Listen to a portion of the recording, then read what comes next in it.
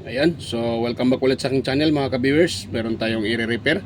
So ito pala ay isang Bluetooth speaker. Yan ha. Yan, so kung naaalala nyo ito po ay na-repair ko na noong September.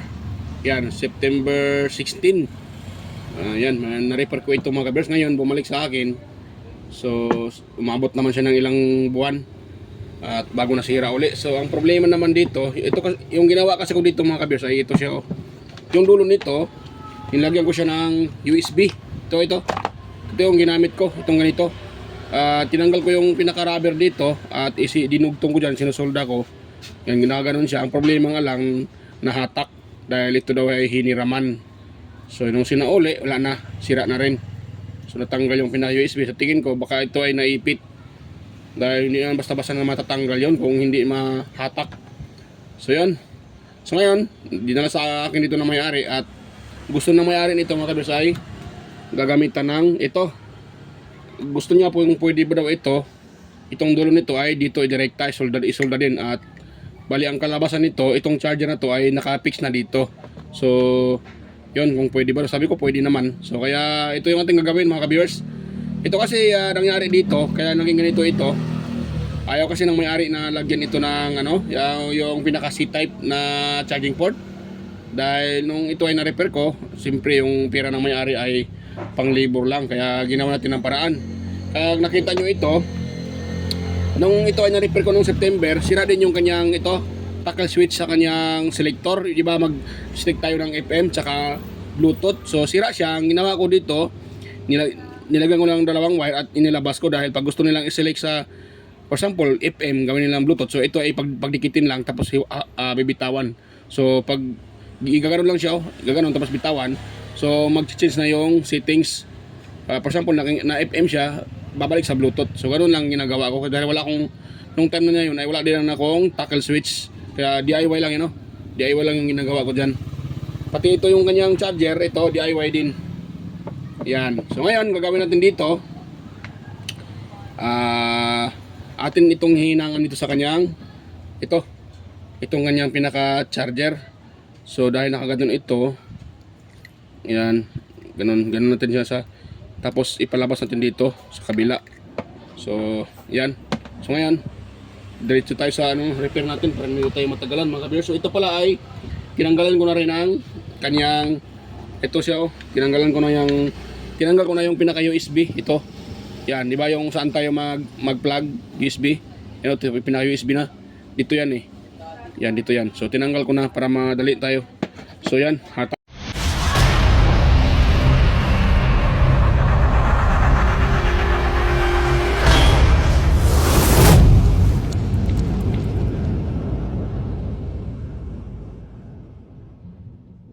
Akin natin ito mga ka-viewers. So ito ay DIY pa rin. Yan, so DIY tayo. Dahil yun nga, ito ang gustuhan ng may-ari. Magdala siya ng charger para i-direkta kung pwede. So pwede naman yan. Depende na lang yan sa gumagawa kung kaya niyang gawin. So ito ay DIY talaga. So yan, magkita dito ng hinang. So bago pa tayo pala dito maghinang, so ang gagawin natin dito ay hahanapin natin yung positive at saka negative output. So kung nakita nyo ito yung kanyang pinaka USB. So pag ino natin, paano ba natin malalaman dito yung kanyang output na hindi na kailangan ng tester? Pero kung wala kayong tester, para sigurado kayo, ang gagawin nyo dito ay ganoon siya. So itong ating kita nyo itong pinaka filter capacitor. Itong parang may blue, itong parang may blue. So itong may parang may pintura na color blue. Yan po ay sa side na yan ay yan po ang negative. Ito naman sa kabila na purong parang silver. Yan. So ito naman po yung positive natin. So kung yun tingnan natin dito, wait lang kuha ako ng pang turo. So ito, di ba ito yung ating positive ng kapasitor? Yan. Ito yung ating positive dito. Ito. So yan. So ito siya yung positive. So kung bababayin natin yan, papunta yan dito. Yan. So yan po yung kanya Yan yung sinusundot ko. Yun po yung ating positive. Yung negative naman natin, itong dito negative yan. Kahit dito tayo magtap, pwede. dito pwede din dahil negative nga to eh. So gagawin natin dyan mga ka-viewers, dito tayo. Mali yung tinuro ko. So dito tayo dahil yan ito negative yan, negative. So ito at saka ito magka-connect yan sila eh. Ito, yon negative natin. So negative yan siya. So kahit dito tayo magtap pwede naman. Yan. Kahit dito tayo magtap pwede din. Pwede din mga ka-viewers. So ganun lang natin, maghihinang tayo dito. So para sigurado tayo, kuha tayo ng tester, pakita ko sa inyo para sigurado.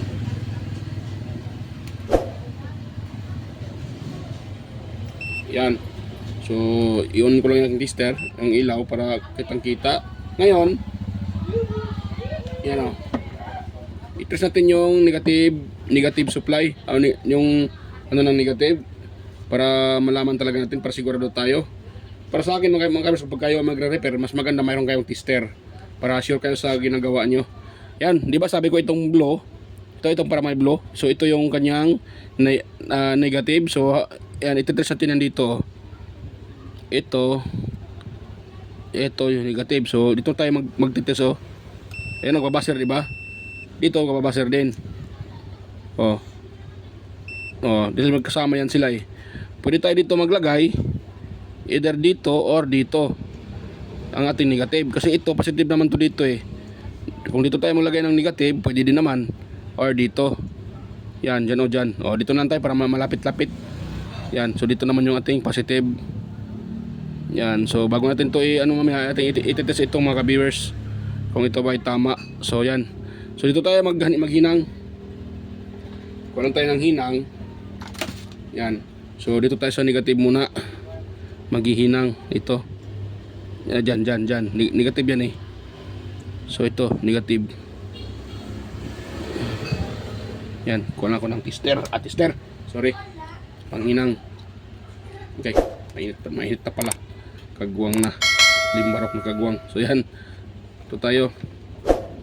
So hinangan na natin dito mga ka-viewers para dito tayo magtatap ng ating negative. Yun.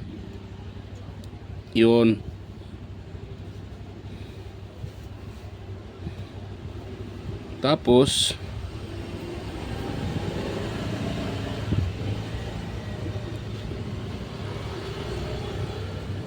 yun.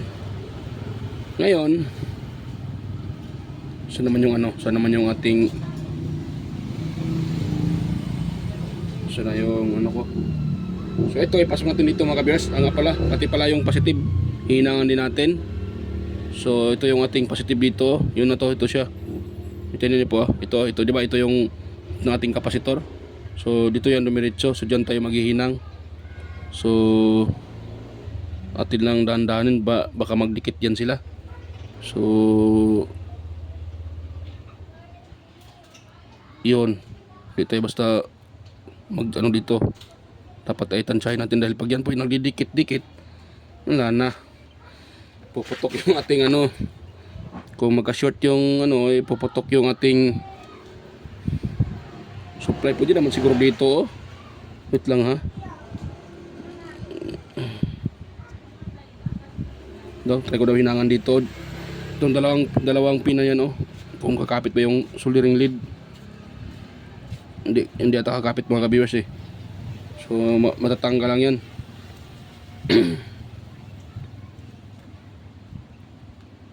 So ito tayo sa ating wire at itong hinangan para sigurado tayo dito. So ang positive dito, yung ginagawa ko ditong positive ay itong kulay blue, tsaka itong parang may maroon. Ito naman maroon o parang maroon ata to eh. Maroon, light maroon o gray. Gray. Maroon. Hindi na ako marunong bumasa ng kulay. Limbarok na talaga. So dito tayo. Lagay tayo dito ng hinang mga ka-viewers. Hinangan natin to. Yun.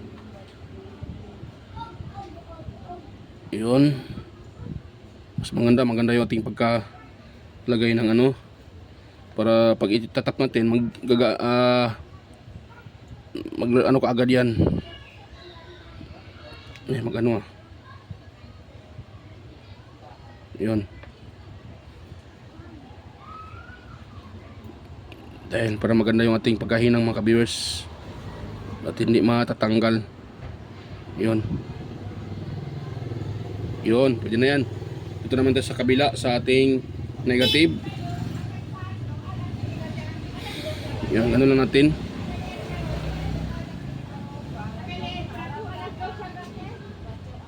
Yun, negative. So okay na yan mga ka-viewers. Ngayon itong wire na to ipapasok natin dito mga ka-viewers. So dito.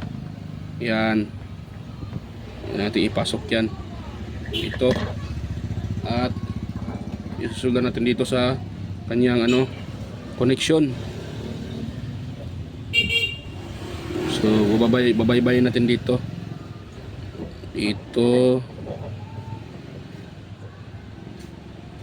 Paano ba to? Pagbuang na mga kabersa. Ako na dito tapan ko muna ito ng paano siya i-plaster dito, paano hirap dito yung mga kabersa. Kaya ito natin tsansahin kung saan tayo maglatap para maipasok siya, dahil pag mali tayo dito ng pagtap hindi ito papasok. Yan, ganun ito yun. So ganun yung forma niya. Kung dito na ito i-input yung natin, so dito naman yan nalabas. Paano to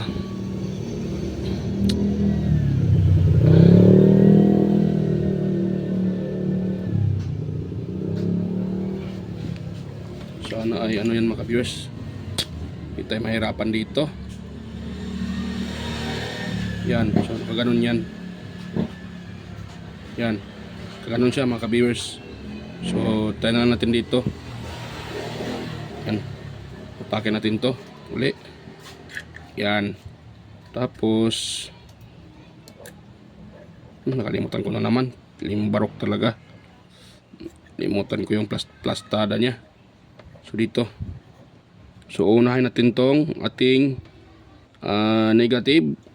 So ito yung ating negative dito. Ito tayo maghihinang mga ka-viewers ng ating negative dito. Tapos yung ating positive naman, ganun yan yung ating positive dyan dyan yung ating, sana yun, ito yung ating positibo, yan dyan. So dito muna tayo sa negative natin mga ka-viewers. Ito pala sa mali ang pagkaano ko, wait lang, hirap nito mga ka-viewers ako'y medyo nahirapan din dito.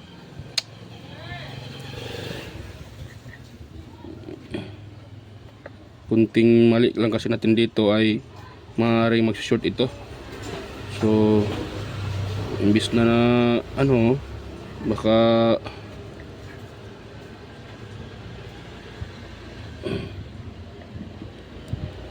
hirap yan, kunting tiyaga lang, mahihinang lang natin yan.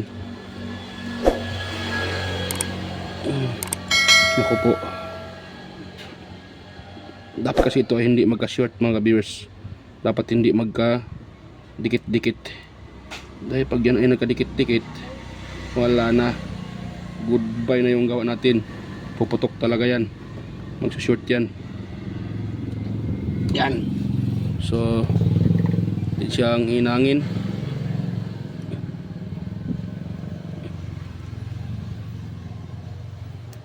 Yun, tapos palapan natin ulit ang hinang. Ang hirap niya dahil napakaano, hindi naman tayo pwede maglagay ng ibang sa positive. Ito lang kasi yung sa positive malapit sa kapasitor.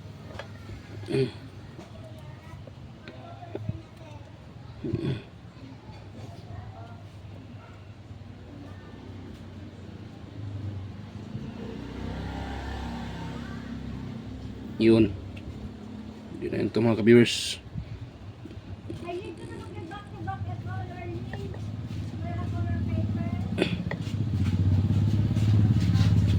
Yun, pwede na yan.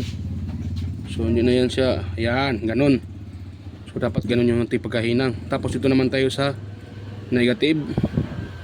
So ano na lang tawag dyan, putulan ko na lang ito mga ka-viewers. Ito putulan ko na lang at para hindi pangit tingnan yung wire. Yan, dahil yan, dito kasi tayo magtatap ng ano, yung negative. So parang ganun siya. So kailangan natin tansyahin ito. Yan o, yan o, yan. So ngayon ito tayo magputol. Hirap talaga.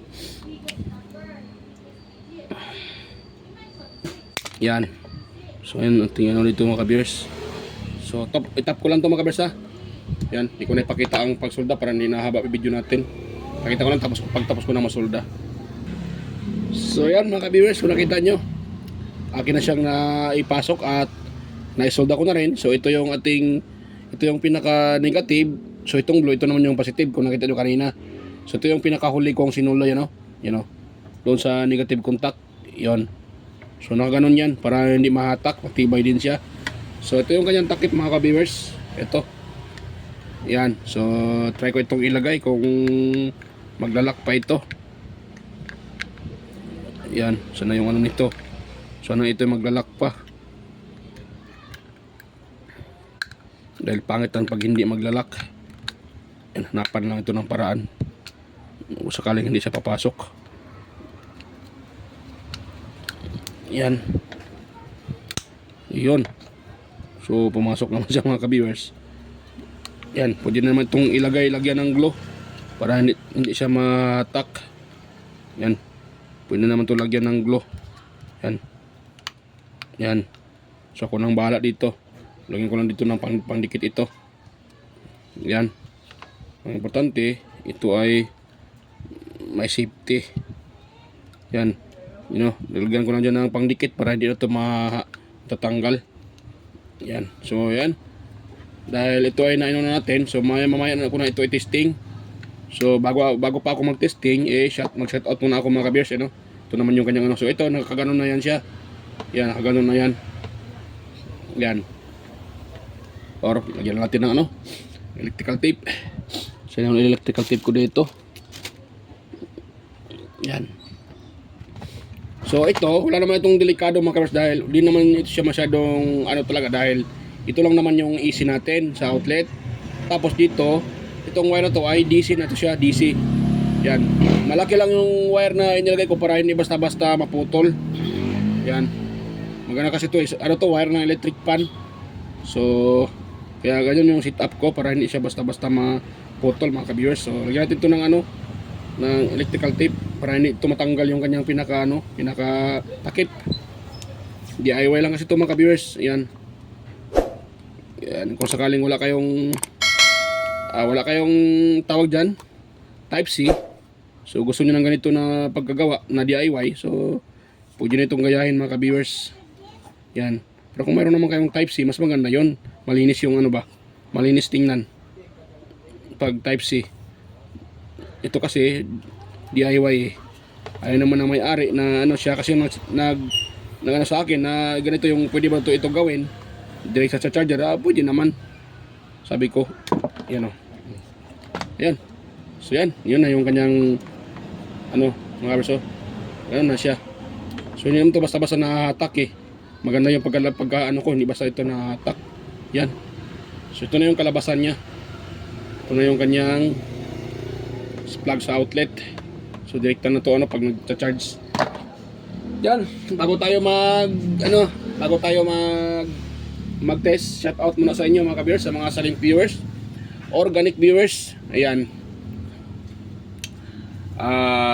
Sa mga subscribers ko dyan, yun, sa mga sumusuporta at nanonood sa aking mga upload. So mega lang shout out sa inyo mga ka-viewers, sa mga sir natin at mga ma'am sa nanonood yan.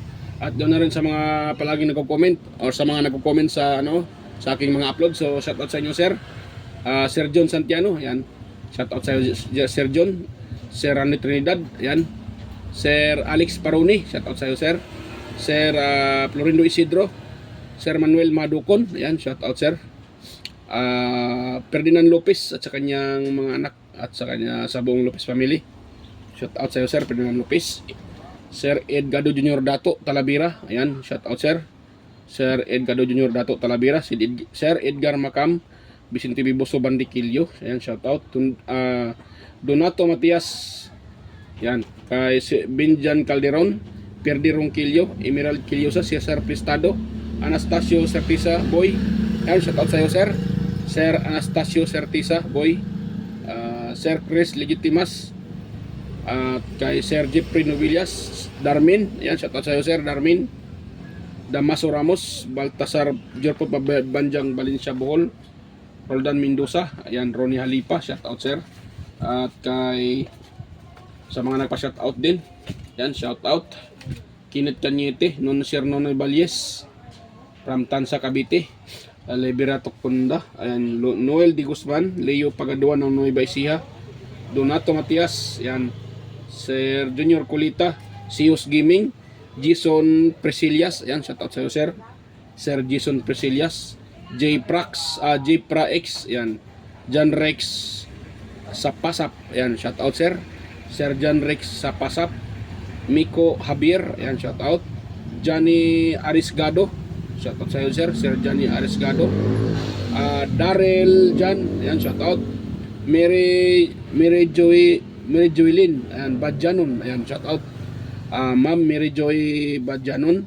John Asibido. Ayan, shout out. Johnny Ben Pardillo. Ayan, shout out, Sir. At ayan, shout out din sa aking mga kapwa tech vloggers or mga content creator. Shout out sa inyo, Master Andy Tech, Andy Rabino TV Tech. Ayan, Inting Butingting, Andy Rabino to. Maya Vlogs, Teletecture. Yan, at sa Teletecture 2, pangalawang channel. Shout out sa inyong pangalawang channel, Idol Teletecture.